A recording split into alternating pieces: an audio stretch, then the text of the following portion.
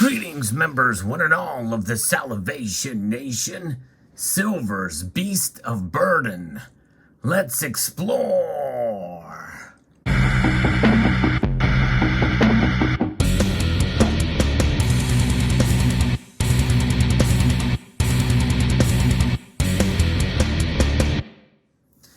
Silver is the metal that you love to hate. At least that's the notion that I get from this community from time to time. Now, there are die-hard silver stackers out there who enjoy the metal no matter what. And what does that mean, really? I mean, the metal itself has no agenda. Its price may change, but the physical properties of the metal remain the same, no matter what the price is. But there's something about a metal, or anything, becoming more expensive, becoming more desired, and becoming more appreciated. But we know there's times, just as is the case with the song, that, it's not as appreciated. Is it hard enough? Is it rough enough? Is it rich enough? Am I too blind? Am I not too blind to see? And that's just it, folks. The metal itself, it kind of wants your attention. It kind of wants to be stacked and accumulated, but it also wants to be utilized to help better mankind, and that's exactly what silver does. I think that's why the price is not up to par, or up to where we think it should be. And there's other reasons as well too. You've heard me discuss that, and a lot of people do believe that the burden that silver puts on us, a lot of it is because of the big banks, the government, the Federal Reserve, and also the powers that be in financial institutions.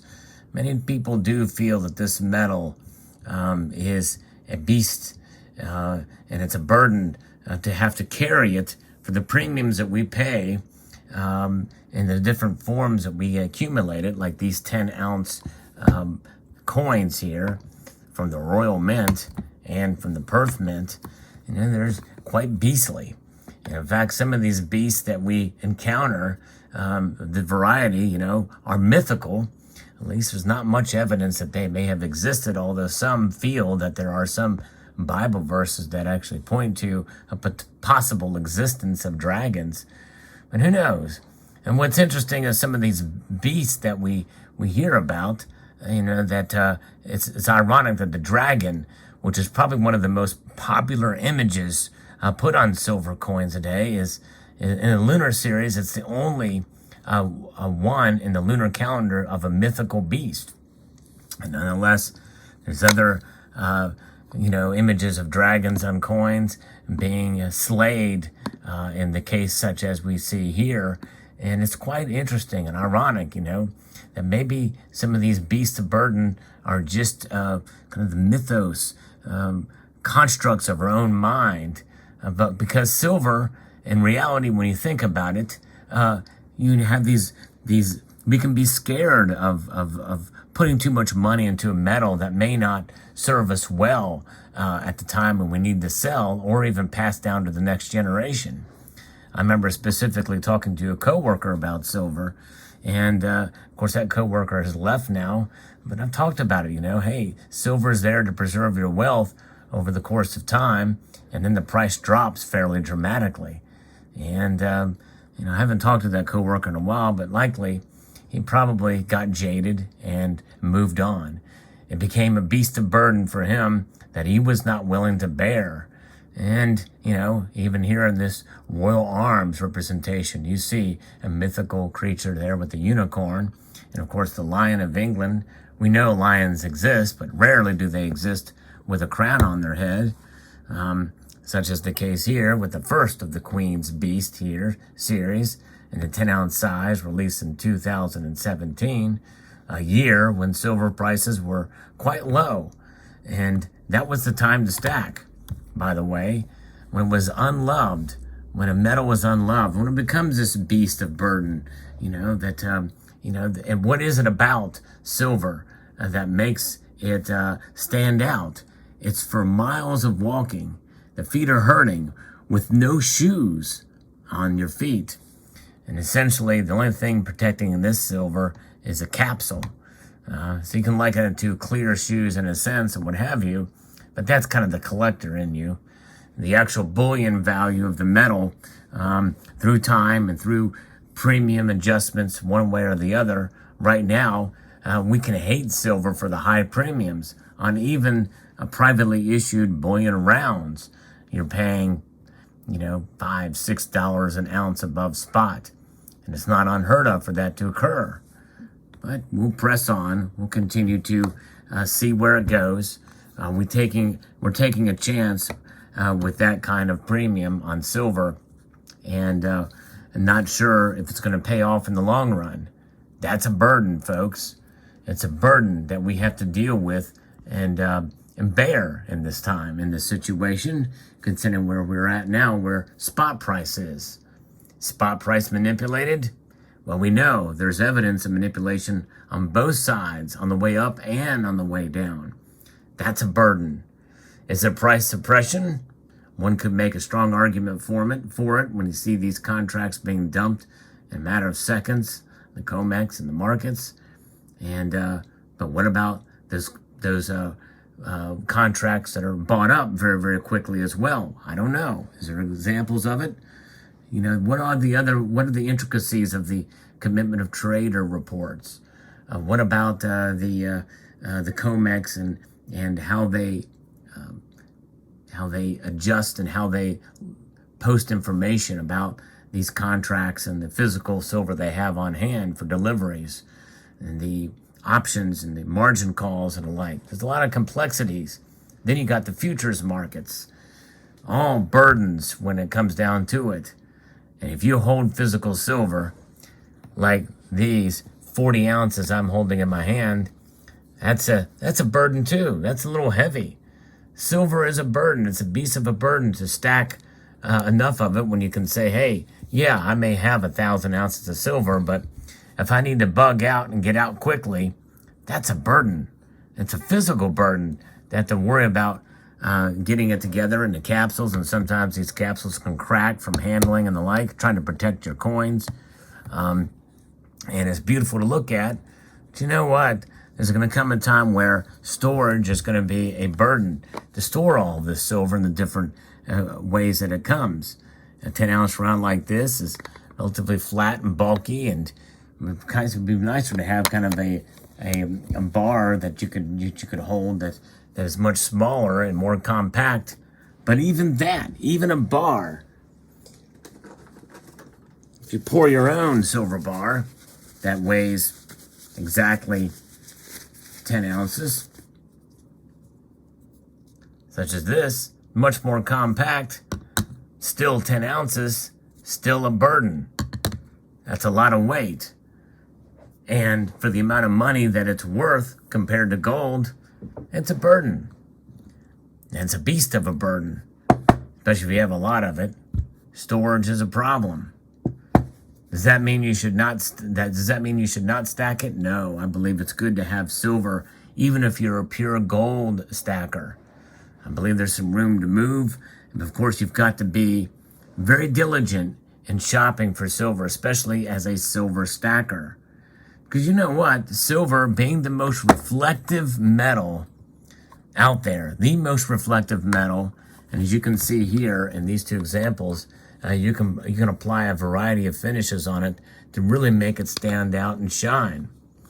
So even though most people have a negative connotation for the queen, when she's on silver, she's a pretty, pretty, pretty, pretty, pretty, pretty girl.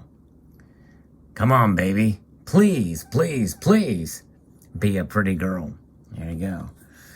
So you can put it out. In other words, you can sell it or you can hold on to it on the streets. And you can put it out of your misery.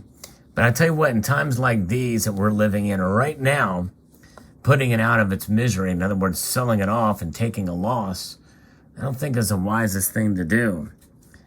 Now, obviously, there are times when you have silver, especially silver that you paid a high premium for, where you absolutely have to sell it. And you may take a loss for it. And you may feel extremely jaded about it. And that's unfortunate. But the thing is, you can minimize that loss by utilizing what I refer to as smart dollar cost averaging. I've talked about it several times. I've done a specific video about that topic, specifically about smart dollar cost averaging. That is, buying more silver when the prices are lower and the premiums are a little bit lower, and less silver when the prices go up. And so you have a budget where you make those purchases, and in the times when the prices are up and the premiums are high, you may buy dramatically less and maybe even not buy at all. Sometimes it's smart not to buy in particular times. And especially right now with premiums on Silver Eagles, where Silver Eagles themselves in the 1 ounce variety, well, people are, local coin shops are charging upwards of $40 to $41 for one of these 1 ounce Silver Eagles. You know, that's about $11 lower than what my local coin shop was selling them when silver prices got to $48, $49 an ounce at the top of the market in 2011. We're not that far off when you count premiums, for sure. So it is something about that where we are at today, and there's a lot more risk nowadays with those premiums that you don't recover when you go to sell that silver.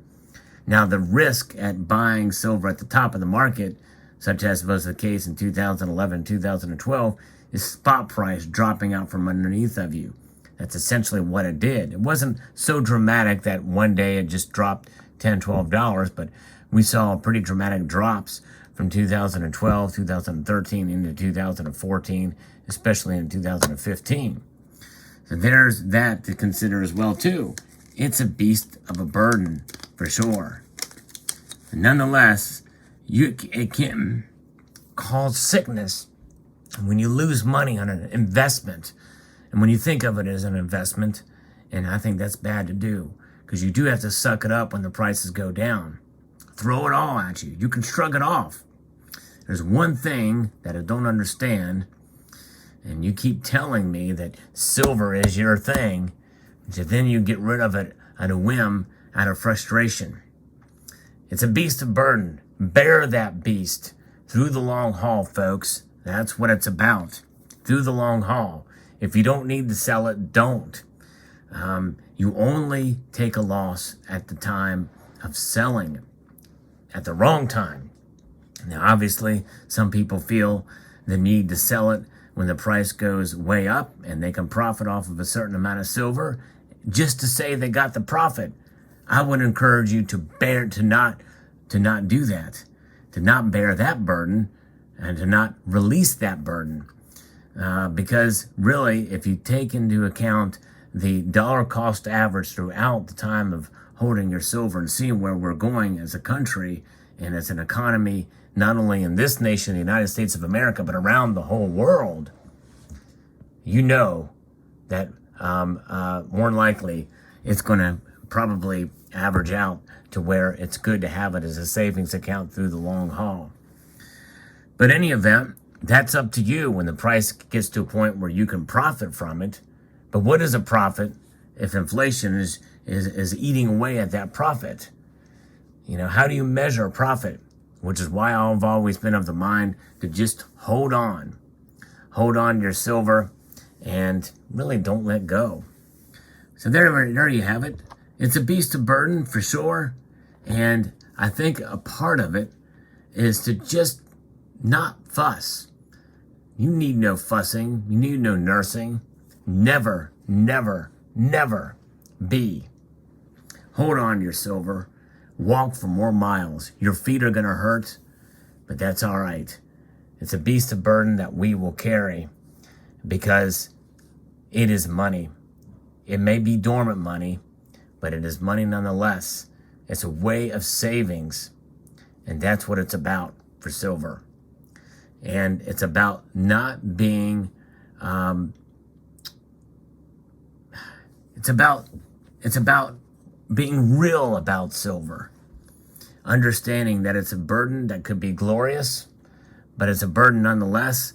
And it should be a burden that you can have joy in and appreciating the beauty that comes in silver, but also the savings that comes with it. The savings because that's what it's about. It's not necessarily about investment. It's not about being unrealistic. It's about being realistic about this metal.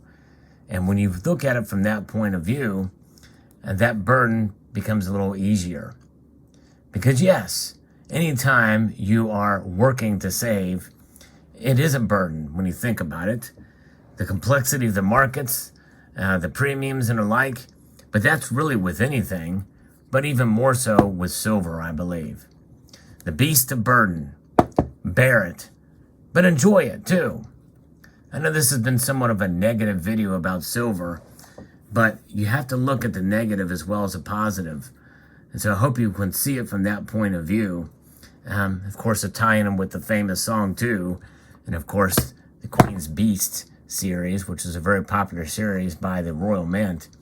And just another example of an analogy of where we are at in this day and age. So I'd like to extend a multitude of gratitude to you all for taking the time to watch with a slightly different perspective on silver, and to encourage you to please rate, share, comment, and subscribe.